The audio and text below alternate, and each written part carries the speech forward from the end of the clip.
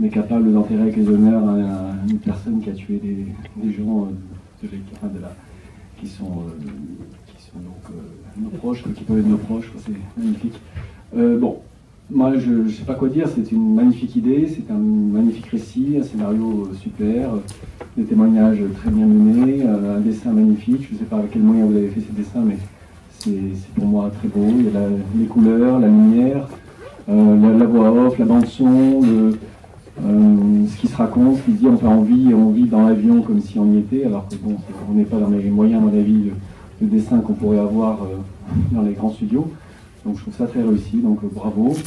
Une petite question pour la personne qui a fait les interviews, donc je crois que c'est toi Bertrand. Comment est-ce que les personnes qui témoignent arrivent à vivre les choses comme si elles voyaient le film, alors qu'en fait elles sont quand même quelques années plus tard, et elles n'ont pas devant elles le film que l'on voit nous. Donc on a l'impression qu'elles vivent en direct ce que nous on vit en voyant le film. Bah ça c'était pas facile parce que en fait le projet au départ c'était un projet complètement fiction, donc images d'archives et dessin animé, et animation.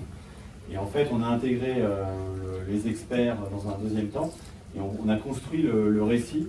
Et on a mis aussi les experts qui interviennent dans une logique de s'intégrer à la narration. C'est-à-dire qu'on savait à quel moment ils intervenaient. Ce n'était pas de l'interview libre, c'était une interview qui était calée aussi sur les différentes parties en animation et en images d'archives qu'on racontait dans le film. Donc c'était déjà bien découpé en amont.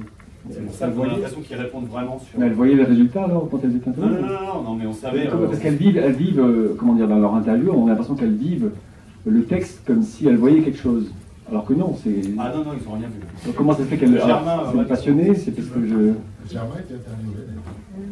As-tu vu des images pendant l'interview? Attends. Non. Et comment est-ce que vous vivez ça comme si c'était très présent, quoi, comme si c'était un souvenir que vous avez vous-même vécu, alors que non? Non, je pense... Sur Lindbergh, en tout cas...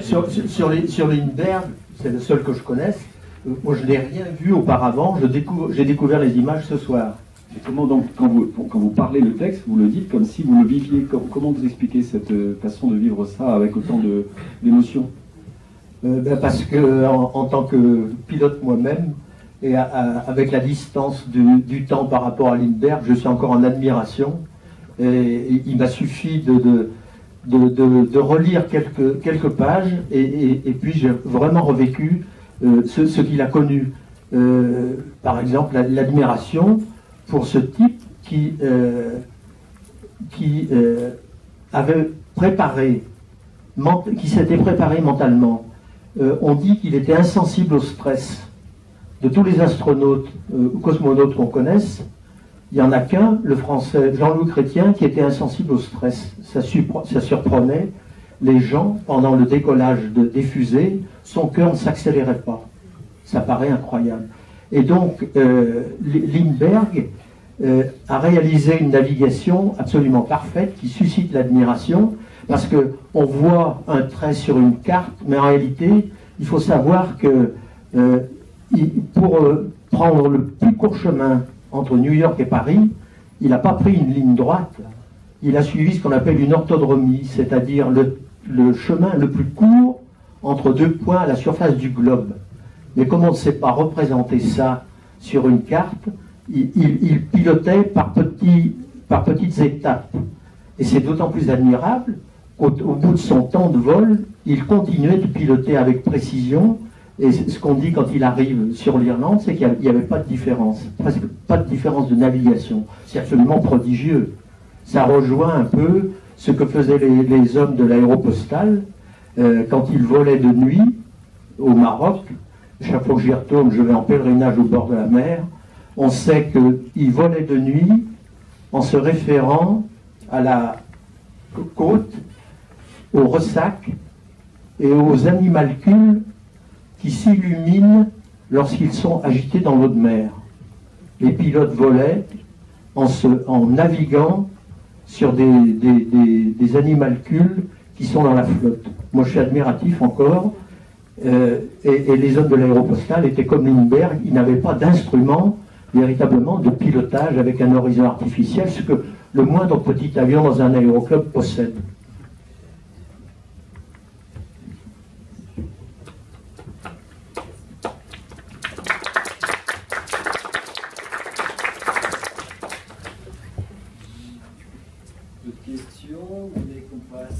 directement au cocktail. Apéro. J'aimerais savoir combien d'heures bout à bout les personnes qui ont décidé ont travaillé en collectif, s'il y a moyen de savoir ça. 8-10 heures par personne, hein. Donc en fait ça fait 40 heures, enfin, même plus, on est quasiment 50 heures.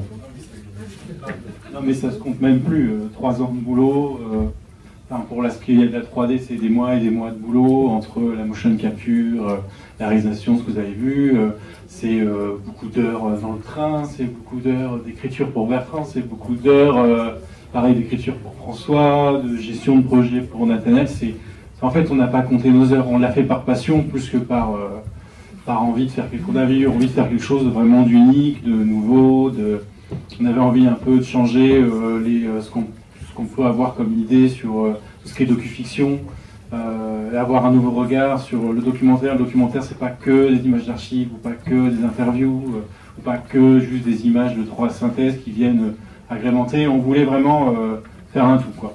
Donc du coup, en termes d'heures, ça se compte même plus. Moi, je les compte plus, hein, vous avouerez que j'en suis même plus à ça, quoi. Si on les a comptés, il a été payé 56 centimes de l'heure.